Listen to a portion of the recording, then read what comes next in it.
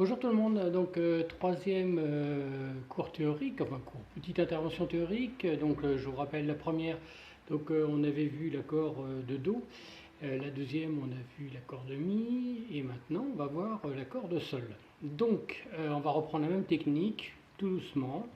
Alors vous reprenez votre cercle des accords et vous repérez le Sol sur l'axe vertical. Donc le sol, pourquoi? Parce que ça va être la fondamentale de l'accord, hein, la tonique. J'y reviens plus, maintenant vous en avez l'habitude. Ensuite on va se déplacer de 2 tons, donc 4 demi-tons, 2 tons pour trouver la tierce majeure. Et quand on se déplace comme ça, ben, on tombe sur quoi? On tombe sur le Si. B, Si. Hein. Voilà, ensuite on va se redéplacer de 1 ton et demi à partir de la tierce ou de 3 tons et demi à partir de la fondamentale et on tombe sur la quinte et donc le Ré D. Donc notre accord de Sol, il va être composé de la tonique, la tierce majeure et la quinte. Et là on va tomber, donc pour Sol, on va retrouver le Sol, le Si et le Ré.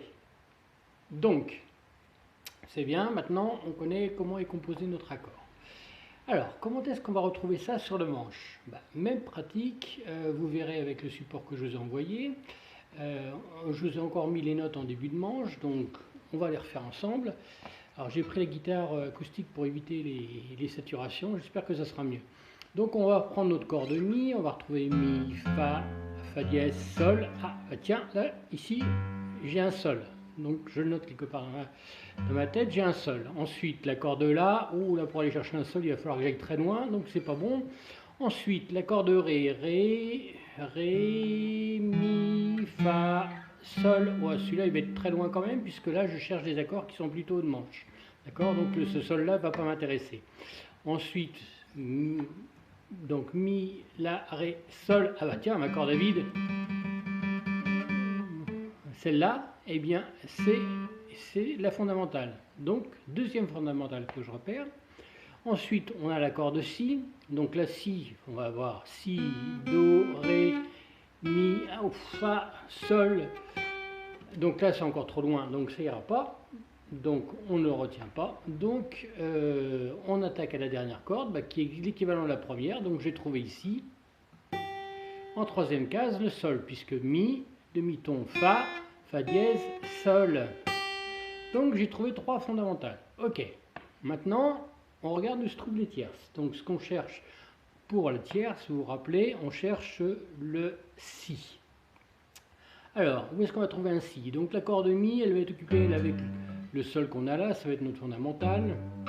Alors l'accord de La, ah ben ça c'est facile parce que Mi, Do, Ré, Mi, Fa, Sol, La, La dièse, Si.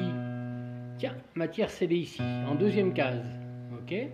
Ensuite, l'accord de Ré, j'en ai pas, ou très loin. Sol, très loin. Si, ah bah tiens, ma corde ici, l'accord de Si, à vide, c'est aussi une tierce. Et puis l'accord de Mi, où j'ai retrouvé un Sol ici, mais pas de Si. Donc, j'ai retrouvé mes deux positions de Si. Maintenant, il ne reste plus qu'à faire la même chose pour la quinte. Alors, pour la quinte, on cherche le Ré. Bon, déjà, on va avoir, on a vu qu'il y avait cette corde-là qui était prise avec la fondamentale, la corde-là avec la tierce. Est-ce que la quinte, je la trouverai par exemple ici sur la corde Ré? Bah oui, puisque c'est un Ré qu'on cherche. Ok. Donc Ré, on l'a là. Mi, La, Ré, Sol, c'est la corde Si, A, Si, Do, Ré. Donc là, je suis tout à fait cohérent, c'est-à-dire qu'ici, j'ai bien une quinte. Là. Voilà. Alors, ça c'est pas mal parce que sur cet accord-là, qu'est-ce qu'on voit? On a à profusion de tierces et de quintes, c'est-à-dire qu'on a deux tierces et deux quintes. Globalement, si on regarde ce qu'on va pouvoir faire, on va pouvoir faire deux formes d'accords du Sol. Alors, une forme qui va être celle que vous connaissez, donc ici, ici, ici. Ou ici, hein, on peut le prendre comme ça, hein, bien entendu. Donc voilà. Mais aussi, on peut prendre avec une tierce, une quinte supplémentaire. C'est-à-dire que si je le prends dans cette position-là avec index majeur ici, je peux aller prendre ma quinte avec mon auriculaire avec mon annulaire, pardon, et la fondamentale, la tonique, avec l'auriculaire.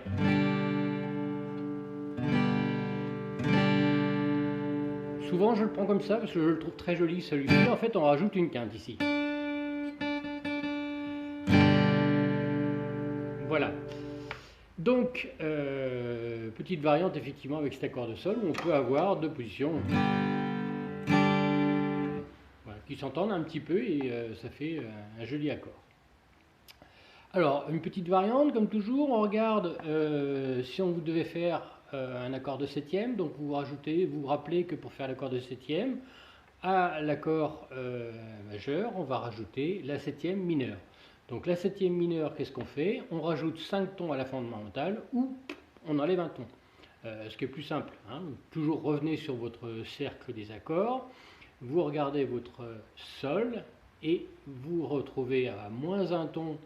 Donc là, je vais dans le sens effectivement anti-horaire, je vais retrouver le Fa ou plus 5 tons, vous retombez bien sûr sur le Fa. Bon, le Fa, en fait, où est-ce qu'on l'a? En fait, on l'a sur notre manche dans deux places, ici, sur ma corde Mi là, et forcément sur ma corde Mi ici. Alors, on va pas le jouer ici, puisque là, j'ai ma fondamentale. Et ça ferait très drôle de jouer un sol avec, en fait, vous voyez, j'ai même du mal à le faire, parce que avec la septième,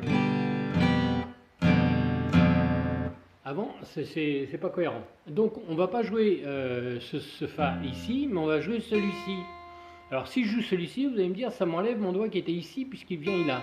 Oui, mais c'est pas gênant, puisque comme c'est la fondamentale on l'a ici et ici, avec la corde à vide. Donc on a déjà deux dans l'accord. Donc ce qui veut dire que notre sol 7, on va le prendre comme ça.